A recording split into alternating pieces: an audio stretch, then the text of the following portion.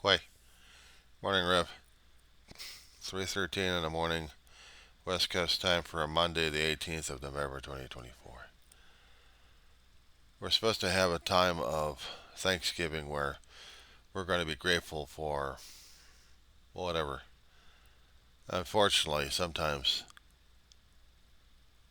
we also have to be shown and revealed truths about ourselves that doesn't make us grateful or thankful about it, but hesitant to talk to people about who and what we are.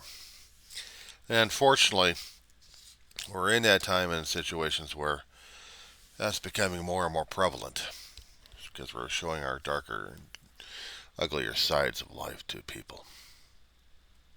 Nobody likes talking about it. Nobody likes to reveal that kind of dark nature to anybody else for that matter. And if it does, the repercussions are coming back and bouncing back left and right and hurts a person's reputation, let alone their identity, or their engagement and activity with everybody else around them. Just how can you deal with somebody who doesn't like another person because they're another race, color, creed, religion, whatever it is? I've done a few videos, and I still need to do more. I need to because if I don't do these things, I lose track of who and what I am, and I have to be willing enough to stand up to this because I'm seeing too much of it.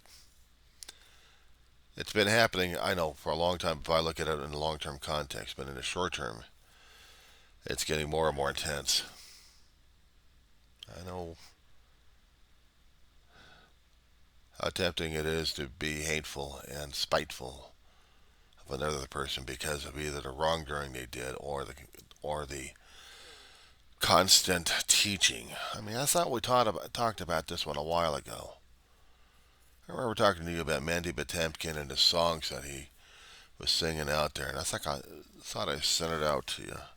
Probably on the video itself, the music of Mandy Patemkin when he was doing the children have to be carefully taught. Well, you see the grown up versions of what's happening these days. I'm coming across different YouTubes out there, different news stations. It's not the independent people out there complaining about things, even though they are. And I pick up on that one too. But news stations pick up on the racial tensions. March happening a few days ago out in Baltimore. One particular street had the group of neo-Nazis marching down there and scaring the crap out of people. Next thing you know, you had a group of black activists walking peacefully down the same road short time afterwards.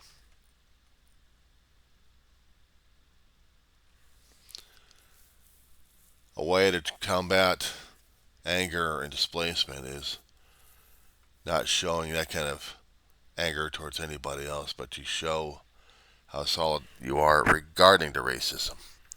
Or try this one. When you have a news station, sorry, I'm just trying to get this stuff out of my damn eyes. When you have a news station trying to follow up on a guy losing his grip on sanity and at Latino workers, and he's a white guy swinging a shovel around. He doesn't live in a property. He lives nearby, but on this one particular property where there's a utility crew trying to repair something, this guy is swinging his shovel around in a threatening manner. Now here's what gets to me.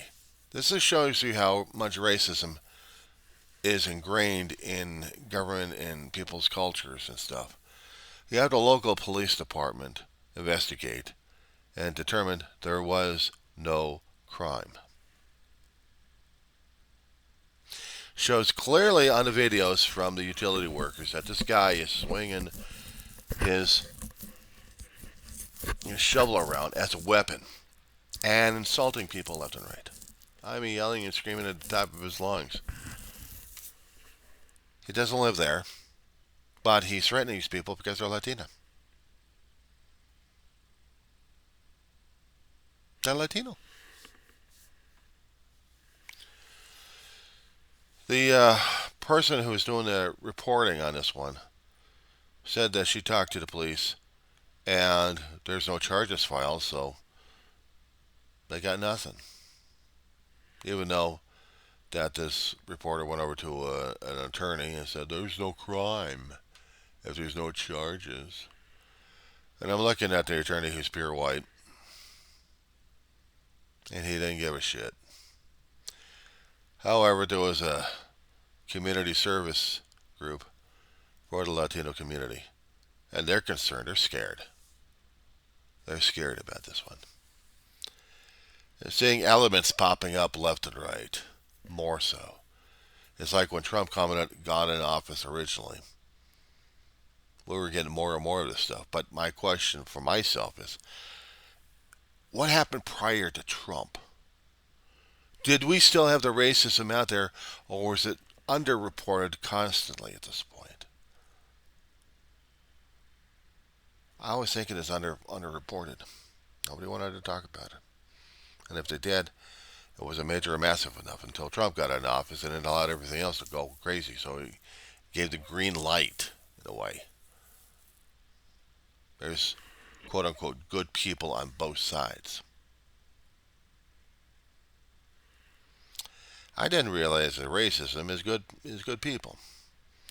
So basically, if I'm going to be looking at you and I'm going to be picking something on you, problem is you're white. You're not of a different sort. You're not one of us. You're one of something else. I have to figure out what that is. So using it in that context at this point, okay, let's see. I can look at a picture on you on another screen here. You're bald. You got more hair. You got gray hair. It's not trimmed.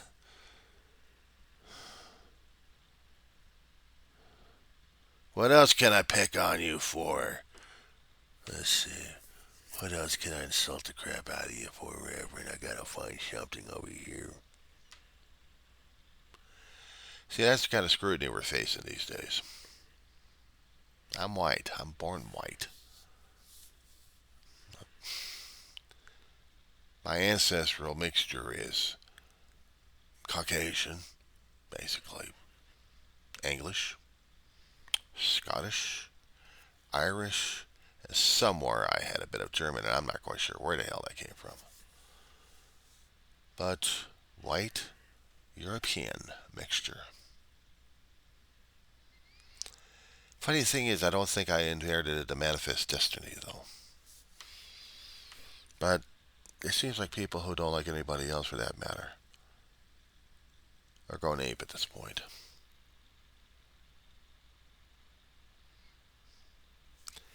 I had personal experiences concerning about racism. I had. I think I already talked to you about it, but I'm going to talk to you about it again. Because I may be posting this thing out there, and I got to. I lived in San Fernando Valley, California. I've already taken you through many times on Google Maps. So I'm pretty sure that you're very well familiar on how to use this thing. And you would take out San Fernando Valley, look at the maps, and probably some of the neighborhoods I used to live in. You can see the topography of the landscape there. And then I can also take you over to different neighborhoods that during when I was growing up were racially mixed, but also some of them were also segregated as well. And with with that kind of attitude and things going on, it's no wonder you get the racism happening, because I couldn't figure it out back then. I still can't figure it out right now. Yeah, there's different cultures. Nothing wrong with experiencing different cultures. Hell, I grew up in a culture where we actually had blacks, Asians, Mexicans. We called them Mexicans, but I call them Latinos because I don't know which particular area of Central and South America. I don't know if they're from Mexico, but I call them Latino because they're Latino. They have cultural heritages with Native Americans and Spanish. And since they speak Spanish language, different dialects, is still considered Latina or Latino. I'm not quite sure which the correct pronunciation is. I should stick with Latino. Not to be that kind of a real ignorant person or a pious prick. So looking at San Fernando Valley again, the emotional eyesore where I lived for 38 years. Many neighborhoods in this place would be racially divided, culturally divided. Burbank and Glendale would be one of them, dealing with European. If we're talking about Native American with Spanish influences, that would have been the northern portion of the San Fernando Valley, northeastern. Sylmar, San Fernando, Pacoima, maybe a bit of Van Nuys. Bit of Van Nuys would have also been a black at one time. We still had it spread out throughout the neighborhoods in the San Fernando Valley. But you heard that we had different territories, Armenian territory, we had Korean, Japanese. We got Koreatown. We got different towns, not in the San Fernando Valley, but in Los Angeles. Different communities would stick with each other. If you kept thinking about South Central, you kept thinking about the black community. South Central would have been in Los Angeles City, or actually below that a little bit, but still within the city limits.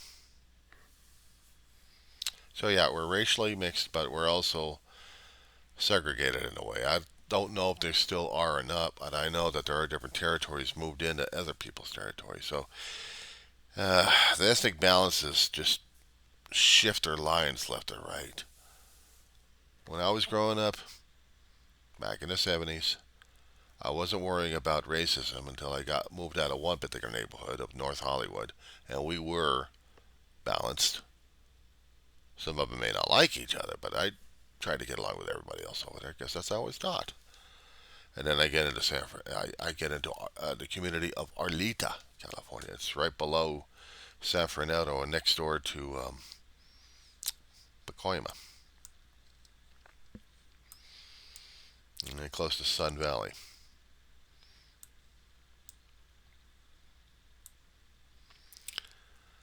But this was a neighborhood that I lived in for a long while, a few years. But it's still a long while in this place. And I went to an elementary school,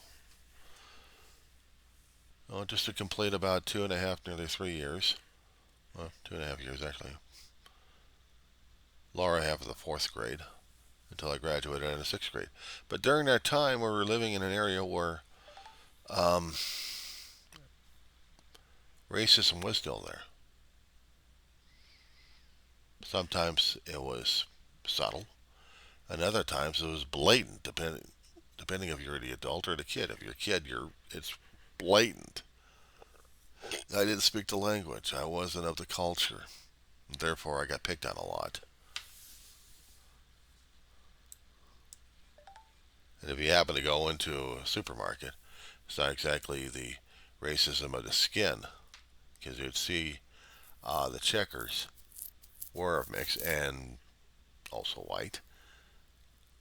But no, it was racism concerning about the economics. Food stamps they had a problem with.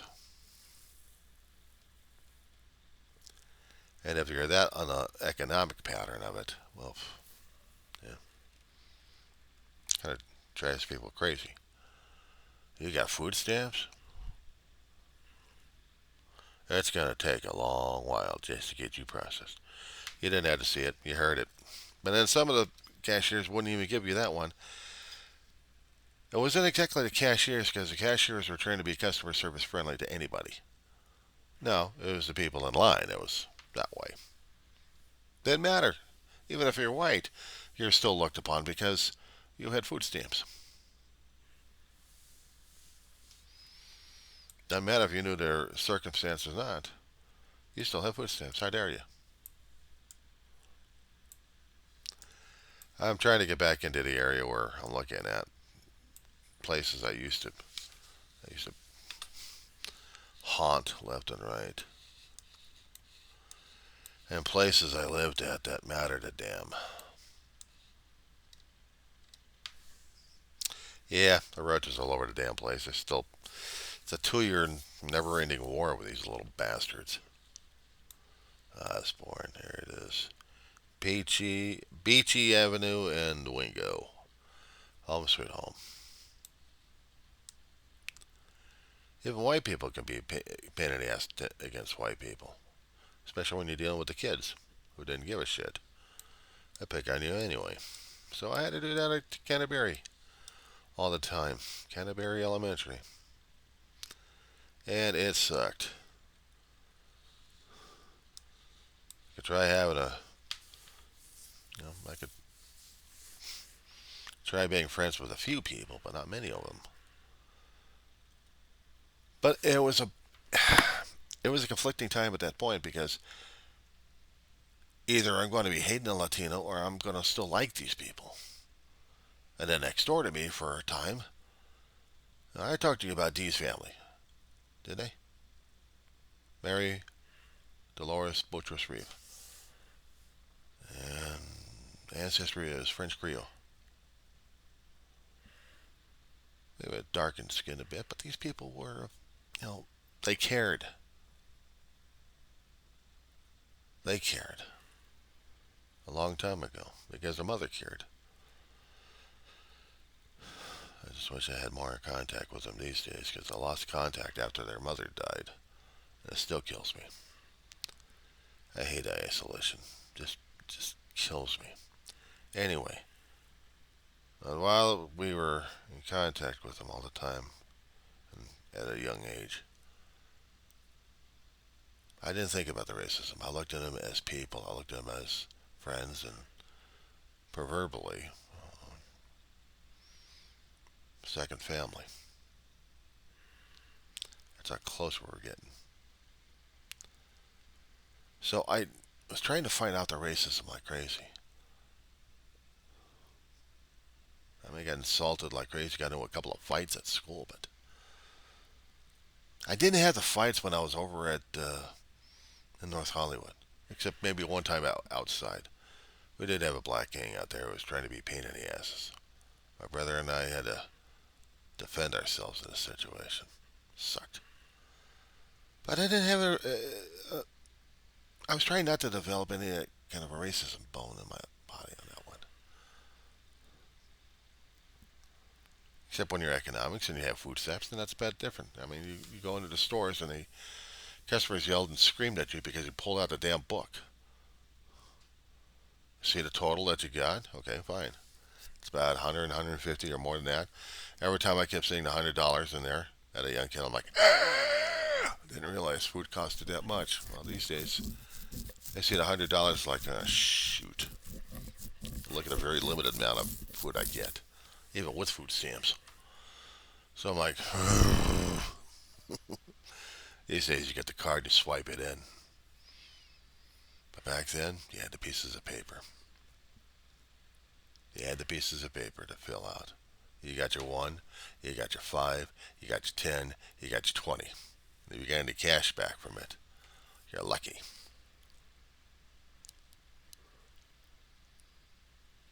Some people would try to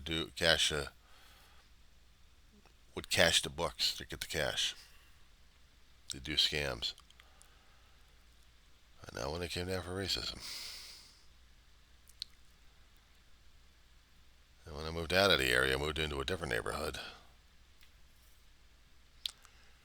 Don't think we had the brotherly love, but we only had the love of the drink and drug. And I went to a junior high that actually had a balance in there. At least I thought I did. And also a high school. So I didn't see the race war happening during that time. These days, growing up,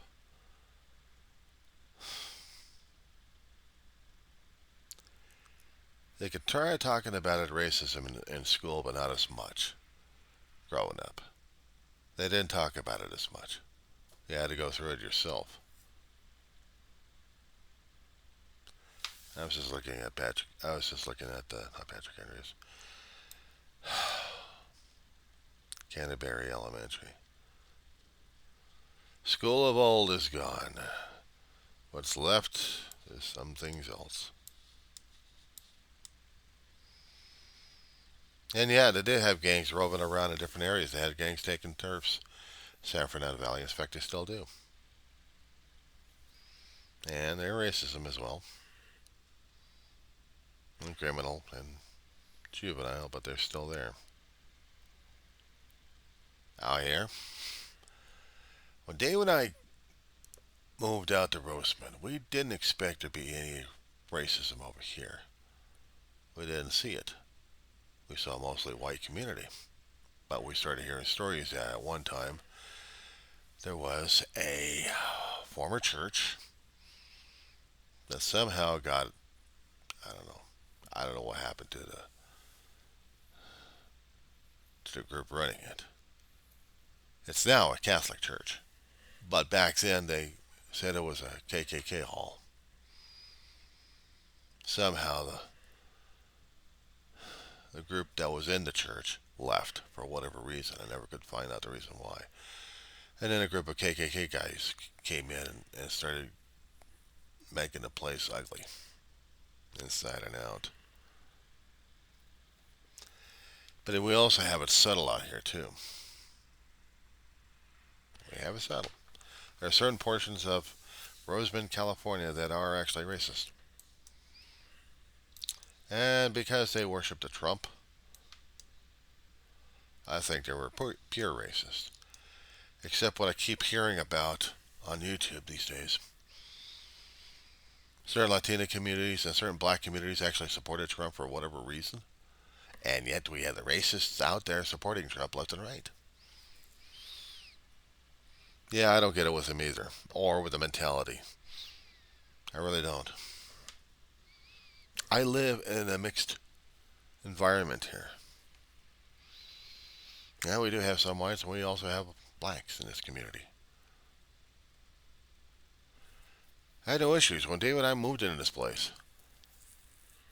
We were grateful to get a roof over the head. And we didn't feel threatened.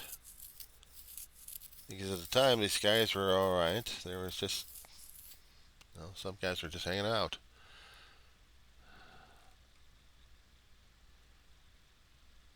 I still don't feel the racism over here, except we do have gangs moving in and living in certain areas of our town here. My portions of the town. They try to do graffiti, but then it gets covered up. We don't want the markings. At least not on our property anyway. Anywhere else they'll mark up. So we got the gangs coming from downtown Los Angeles, moving it up here somewhere. And also from Lancaster and Palmdale, California. So we do have the influences, but I hadn't seen the gang activity, though. I hadn't seen the criminal portion of it. As long as I tend to my business, I'm not going to stress with I'm not going to stress with that.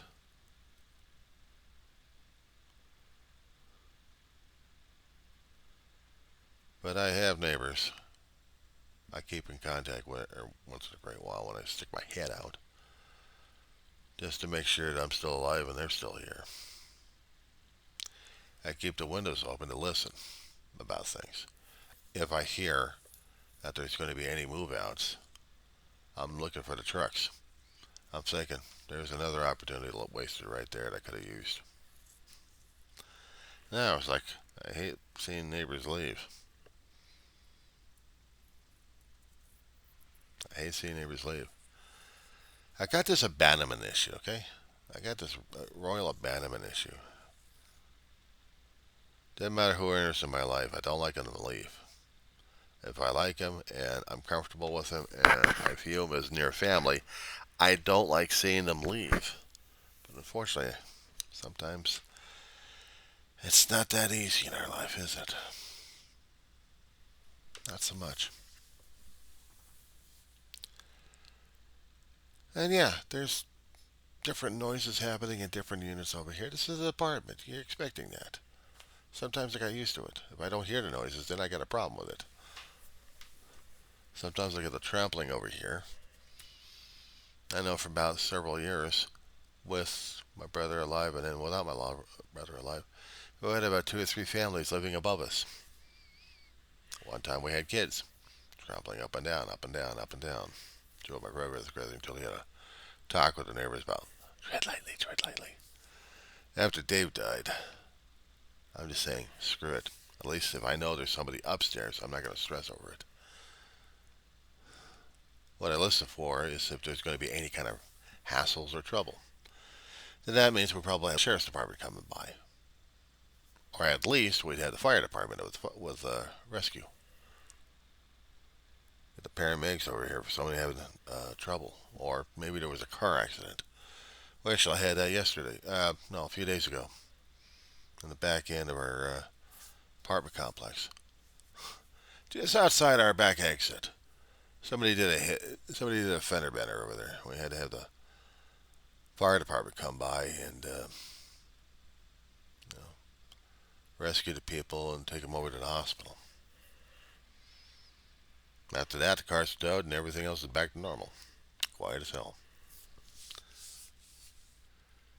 But regarding this racism crap, shit, come on. I don't get it.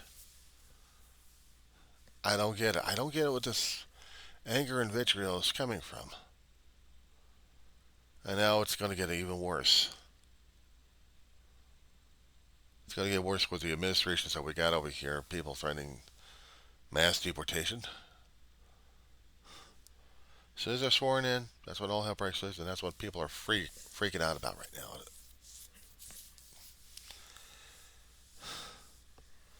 I may be white, but it doesn't mean I'm privileged. I know other people who are white and not privileged. But they're also not hateful either. And then there are other white people out there who are not privileged, and they're also hateful. But getting back to that guy with the shovel. Out here, if we happen to see a guy with a shovel swinging around and yelling and screaming at people, there's going to be a confrontation at this point over here. We're not going to be ignoring. We're just going to be telling him, what the hell is your major malfunction? Under normal circumstances, yes, but if we're dealing with whites and Latinos at this point over here, then there's an issue. It's one thing if the Latinos did it to the whites, and that's a different story altogether. Because, yeah, there'll be a white buildup over there because now we got the white racism happening at this point. Doesn't matter what kind of color or form it takes, it's still racism. It's still us versus them. It's not just the racism, it's the economic thing that's the racism as well. You don't have the money, who the hell are you?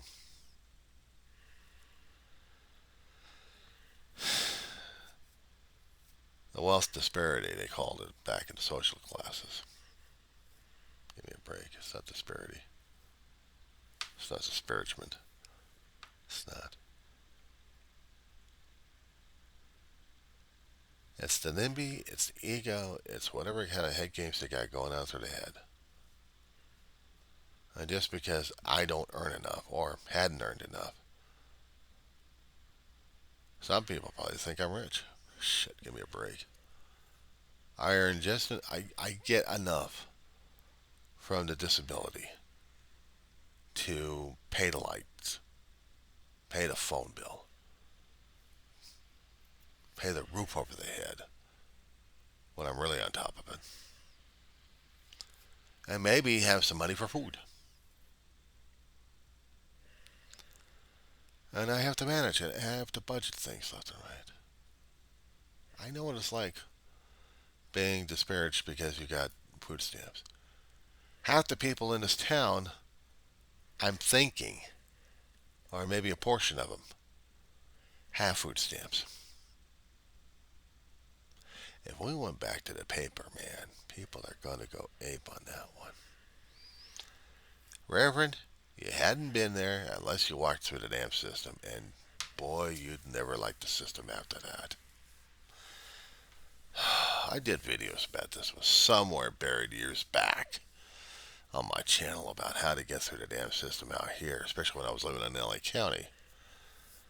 I think I need to do that again, just as a reminder to people about disparity and being disparaged and segregated that way. I need to. We'll talk. I'm Aldous.